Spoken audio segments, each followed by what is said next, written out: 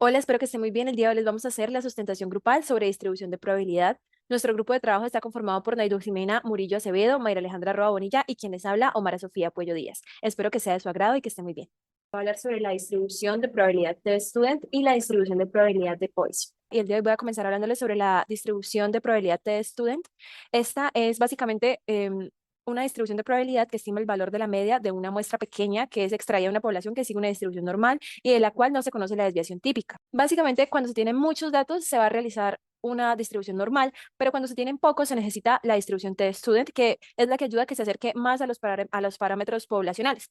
Para lograr esta distribución se necesita un espacio muestral que no pase de 30, una población que sea considerada normal, y en estos casos no se necesita la desviación poblacional. Se requiere más bien la media muestral, la media poblacional y el error estándar, el cual se consigue viendo la desviación estándar de la media muestral entre la raíz de n. Para lograr llevar a cabo esta distribución de student se tienen que seguir los siguientes 4 pasos. El primero es declarar la hipótesis. Dentro de sus dos tipos, la nula es donde se declara que la media poblacional es igual a cierto valor. En la hipótesis alternativa se pueden hacer 3 cosas. Primero, declarar que la media poblacional sea menor que cierto valor, diferente que cierto valor o mayor que cierto valor. El segundo paso es el nivel de significancia o grado de libertad, en donde el problema nos debe decir que la hipótesis tiene un porcentaje de confianza en específico, el cual definimos como el área de aceptación. Y este se encuentra en el centro de nuestra gráfica. En las esquinas vamos a encontrar las colas. Entonces, el nivel de significancia se considera como el área de rechazo. Los grados de libertad se obtienen restando n-1. Y los puntos críticos se obtienen de la tabla de variación T, en donde se tienen las columnas del nivel de significancia contra los renglones de los grados de libertad. El número que se cruce con sus grados de libertad y con el nivel de significancia, pues será el valor de los puntos críticos que usted va a encontrar en esta tabla de variación T. Y por último, vamos a conseguir el punto de prueba T, que esto se hace por medio de una operación para encontrarlo. Este va a ser igual a la media muestral menos la media poblacional entre el error estándar. Cuando se encuentra este punto de prueba T, se va a comparar con la gráfica que ya se tenga previamente para ubicarla. Si se ubica en el área de rechazo, se va a concluir que la hipótesis está equivocada, pero si se ubica en el área de aceptación, se concluye que la hipótesis que estamos planteando es adecuada. En general, esta distribución de student es una gran herramienta en estadística y teoría de probabilidad que fue desarrollada por William Seeley en 1908 y se utiliza principalmente en situaciones en las que se trabajan con muestras pequeñas, como dije al principio de esta presentación, o cuando la desviación estándar de la población es desconocida. Vamos a terminar de explorar qué es la distribución de student y proporcionaremos un ejemplo sencillo para comprenderlo mucho mejor al final de todo este concepto. Vamos a recordar nuevamente el concepto básico, ya que la distribución T-student es una curva de probabilidad que se utiliza para modelar la distribución de una estadística llamada T-student. Esta estadística se utiliza para hacer inferencias sobre la media de una población cuando se trabaja con muestras muy pequeñas. Las características claves, la primera es que la forma de la distribución T-student es similar a una campana, pero tiene colas mucho más anchas en comparación a la distribución normal. La forma y la apariencia de la distribución T-student depende de un parámetro llamado grados de libertad que encontramos como degrees of freedom. Y la última es que cuanto más grados de libertad tenga la distribución de student, más se asemejará a una distribución normal estándar, que es la curva de una campana clásica. El uso común de esta distribución se utiliza pues en una variedad de situaciones como la estimación de intervalos de confianza y pruebas de hipótesis, especialmente cuando se trabaja con muestras pequeñas, y también se aplica en el análisis de regresión y en la comparación de medias de dos muestras. Ahora vamos a desarrollar un ejercicio de este tipo de distribución de student y lo vamos a leer. Un estudio a 29 familias de una zona residencial de una ciudad de Colombia revela que el ingreso medio por familia durante 2011 fue de 808.000 pesos, con una desviación estándar de 16.000 pesos. Dosimar la hipótesis de que el verdadero ingreso medio por la familia en Colombia durante 2011 fue de 800.000 frente a la alternativa de que no fue de 800.000. Utilizar un nivel de significancia de 5%. Bueno, en esta distribución de student debemos tener claro que se debe primero que todo definir la hipótesis y dentro de esta distribución vamos a encontrar dos tipos de hipótesis, la hipótesis nula o la hipótesis alternativa, que vamos a encontrar que la hipótesis nula es igual a 800, que como nos lo dice el problema, y la hipótesis alternativa va a ser diferente a la hipótesis nula. Eso quiere decir que va a ser igualmente 800, va a ser un valor diferente a 800. Esto se puede decir en una frase como que el verdadero ingreso de la familia en Colombia durante 2011 fue de 800.000 dentro de la hipótesis nula, y en la hipótesis alternativa se dirá que el valor el real ingreso promedio de las familias en Colombia en el 2011 fue un valor diferente a 800.000. Y vamos a encontrar también la letra alba. Cuando tengamos estos datos, los vamos a reemplazar en la fórmula que estamos viendo a continuación y esto nos va a decir que se rechaza la hipótesis nula porque eso significa que el verdadero ingreso por la familia en Colombia durante el 2011 fue diferente a 800.000. Ahora les voy a hablar sobre la distribución de probabilidad de Poisson. La distribución de probabilidad de Poisson se llama, en otras palabras, la distribución de sucesos raros. Este es un concepto fundamental de estadística y teoría de probabilidad que fue desarrollada por el matemático francés Denis Poisson y se utiliza mayormente para modelar el número de eventos raros que pueden ocurrir en un intervalo de tiempo o espacio conocido. En esta exposición que realizaremos vamos a explorar qué es la distribución de Poisson y proporcionaremos un ejemplo sencillo para comprenderlo mucho mejor. Dentro de su concepto básico, la distribución de probabilidad de Poisson describe la probabilidad de que ocurra un número específico de eventos raros en un intervalo de tiempo o espacio determinado. Los eventos deben ser independientes entre sí y deben tener una tasa de ocurrencia promedio conocida denotada como lambda. Las características claves de esta distribución de probabilidad son tres. La primera es que se representa mediante la función de probabilidad de masa de probabilidad PMF, que calcula la probabilidad de que ocurra un número exacto de eventos en un intervalo dado. La segunda es que la forma de distribución de Poisson depende de la tasa de ocurrencia promedio, que es la lambda. Cuanto mayor sea lambda, más aplanada será esta distribución y cuanto menor sea lambda, más puntiaguda será nuestra distribución. Y la tercera es que la distribución de Poisson se utiliza en situaciones donde los eventos son raros, como el número de accidentes en una intersección en un día o el número de llamadas en un centro de atención al cliente en una hora, entre muchos otros ejemplos un poco más extraños de poder determinar. Dentro de su uso común, la distribución de Poisson se aplica en una amplia gama de campos, como la investigación médica, la ingeniería, la ciencia ambiental y en la gestión de operaciones, para pues, modelar eventos que ocurren de manera infrecuente, pero que aún tienen una importancia levemente significativa. Bueno, a continuación vamos a ver un ejemplo sobre esta probabilidad de distribución de Poisson. Supongamos que estamos estudiando una cantidad de accidentes de tráfico determinada en una intersección durante un día promedio y hemos observado que en promedio ocurren 2 accidentes al día en esta intersección.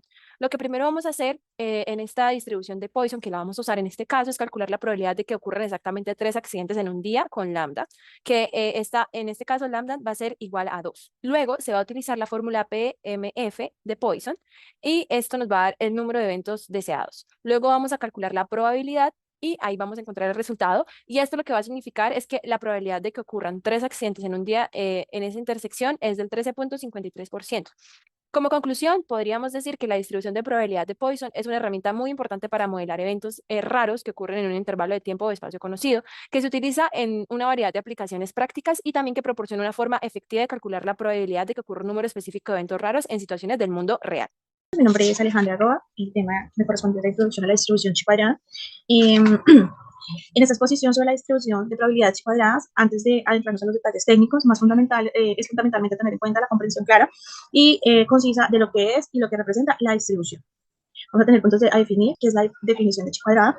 Podemos decir que la distribución es una de las muchas distribuciones estadísticas importantes que se encuentran en diferentes estadísticas y en la teoría de la probabilidad. Esta distribución es ampliamente utilizada para realizar pruebas de hipótesis, especialmente en pruebas de bondad de ajuste y las pruebas de independencia de tablas de contingencia. Como tal, pues tenemos una pequeña historia. La historia de esta distribución de la probabilidad chi cuadrada fue introducida por el estadístico inglés Carl Pearson, quien la utilizó para analizar la bondad de ajuste, es decir, cuán bien la función teórica se ajusta a los datos observados. Podemos usar esta aplicación o esta distribución en prácticas como biología, ingeniería y sociología. En la biología nos sirve para verificar si las proporciones observadas de diferentes tipos son como se esperaba. En la ingeniería, para realizar pruebas de independencia y bondad de ajuste en el control de la calidad. Y en la sociología, para analizar las tablas de contingencia y examinar la asociación entre variables categóricas.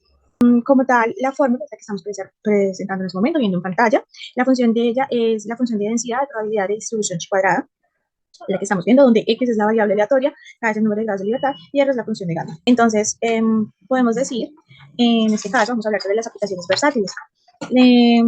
Comencemos hablando sobre la aplicación versátiles, que es la distribución de chi cuadrado durante la exposición. Enfatizamos cómo esta distribución es crucial en diversos campos como la biología, la ingeniería y la sociología. Podemos ver la utilidad para analizar, validar la independencia y la bondad del ajuste de diferentes contextos, haciendo de la distribución chi cuadrada una herramienta indispensable para ampliar la gama de investigadores. Como resumimos, es la aplicación de una diversidad de campos demostrando su versatilidad y relevancia en biología, ingeniería y sociología. La fórmula, se ha hablado también sobre la fórmula general de distribución chi cuadrada. Esta fórmula es esencial para realizar cálculos precisos y confiables, permitiéndonos a los investigadores analizar efectivamente variables aleatorias y asegurando resultados precisos en su investigación. Como indiqué, permite realizar cálculos precisos y confiables, esencial para un análisis estadístico robusto. Tenemos un ejemplo, en este caso, tiene como referente, y es el siguiente. La siguiente tabla refleja la cantidad de estudiantes según la calificación obtenida en estadística de dos universidades. Una es la UBI, la otra es Universidad de Tolima, con notas como deficiente, regular, bueno. La pregunta como tal al problema es, ¿influye el tipo de universidad en la calificación obtenida? No olvidando que nos dan un margen de error del 0,5%. Para resolver la pregunta planteada se hace el uso de la distribución chi cuadrado. Tenemos como tal nuestra tabla de datos en la imagen. Para este paso primero vamos a plantear la hipótesis, en este caso pues se tiene. La hipótesis nula será no influye el tipo de universidad y la hipótesis alternativa que sí influye el tipo de universidad. Ahora vamos al proceso de calcular las frecuencias teóricas esperadas en cada uno de los datos. Estas frecuencias teóricas pues, se van a calcular a través de la razón entre los marginales totales de cada frecuencia considerada y el total de datos de muestra. Entonces, por ejemplo, para este caso, entonces sería su frecuencia, que sería 5 en este caso. Frecuencia teórica será de 25, entonces, que es el total de estudiantes, estudiantes de deficiente. En este caso, entonces, para el 5, el total de estudiantes de deficiente serían 25, estamos viéndolo acá, multiplicado por 23, que es el total de estudiantes de deficiente. Lo vamos a multiplicar, ahora lo vamos a dividir entre el total de datos, que en este caso es 78, y para un igual de 7,37. Asimismo vamos a hacer con cada uno de los totales de los estudiantes. Ahora, pues ahora determinamos el grado de libertad de este caso. Entonces, denotando que la letra B, al número de filas, denotado con la letra B. Entonces, B es igual al número de filas menos 1 por el número de columnas menos 1. En este caso, pues sería B igual a 2, el número de filas, universidades, la UDI y la Tolima, por 3 menos 1, que es el número de columnas, que son las calificaciones, que sería deficiente, regular y bueno. Esto es igual a 1, 2 menos 1, pues es igual a 1 por 3 menos 1, que es igual a 2, donde 1 por 2 es igual a 2. Este sería el grado de libertad. Ahora vamos a proceder a calcular el chi cuadrado. Al igual que la sumatoria de el chi cuadrado, donde es el igual de las sumatorias de la frecuencia menos las frecuencias teóricas esperadas, elevado al cuadrado, dividido entre las frecuencias teóricas. Vamos a sustituirlo, sería de la siguiente manera, donde 5 menos 7,37, que fue su frecuencia teórica, como anteriormente se sacó, elevado al cuadrado, dividido entre 7,37, es decir, entre la frecuencia teórica. Esto así por todos los... de la misma manera vamos a hacer el procedimiento para cada uno de los casos y vamos a obtener o se genera como resultado 9,8. Ahora hacemos el uso de la tabla de distribución chi que la vemos en este momento. En la misma se observa el grado de libertad 2, que está subrayado en la fila con rojo, que intercepta a la columna con el margen de error generado, o que nos dieron al principio, que es 0,5. De manera que se obtiene el chi cuadrado por tabla, que en este caso, al interceptar la columna con la fila, sería de 5,9915. Ahora bien, entonces, el chi cuadrado de la tabla, el chi cuadrado de la tabla sería 5,915. Y el chi calculado anteriormente fue 9,28, perdón. Ahora debemos calcular de estos dos valores de chi cuadrado, calcular según la teoría. Entonces, si chi cuadrado es mayor, que el chi de la tabla, entonces se procede a rechazar el hipótesis nulo. Mientras el chi cuadrado calculado es menor que el chi cuadrado de la tabla, entonces se rechaza la hipótesis alternativa, a lo cual es lo mismo que aceptar la hipótesis nula. En nuestro caso, el chi cuadrado calculado es 9,28 mayor al chi de la tabla, que es 5,9915. En este caso, se rechaza la hipótesis nula, es decir, que sí incluye el tipo de universidad en la calificación obtenida en estadística. Después de esta breve explicación con el ejemplo acerca de cómo utilizar la fórmula chi, entonces podemos subrayar la necesidad de un conocimiento profundo de la distribución chi cuadrada para ampliar efectivamente el análisis estadístico. Entender su funcionamiento, aplicaciones y limitaciones es crucial para maximizar su eficiencia en investigación y análisis estadístico. En el término general, la distribución chi cuadrada es una herramienta esencial poderosa para el análisis estadístico. Su uso y comprensión adecuada permite realizar análisis precisos, validar hipótesis, tomar decisiones informadas, respaldadas por evidencias empíricas sólidas. Y el dominio de esta distribución es fundamental para maximizar la utilidad e investigación del análisis estadístico. Ya continúa la siguiente compañera. Cordial saludo. Les voy a hablar de la distribución de probabilidad hipergeométrica, que es la distribución de probabilidad hipergeométrica es una distribución discreta que modela el número de eventos en una muestra de tamaño fijo cuando usted conoce el número total de elementos en la población de la cual proviene la muestra. La distribución hipergeométrica se define por 3 parámetros: tamaño de la población, conteo de los eventos de la población y el tamaño de la muestra. Y contamos con un ejemplo y dice: usted recibe un envío de pedido especial de 500 etiquetas. Supongamos que el 2% de las etiquetas es defectuoso. El conteo de los elementos de la población es de un 10, entre paréntesis 0.2, que equivale a 500. Usted toma una muestra de 40 etiquetas y desea determinar la probabilidad de que haya 3 o más etiquetas defectuosas en una muestra. La probabilidad de que hayan 3 o más etiquetas defectuosas en la muestra es de 0.0384. En la parte posterior tenemos una gráfica y el resultado final de 0.0384 equivale al color rojo, la barra de color rojo. Eso ha sido todo. Gracias.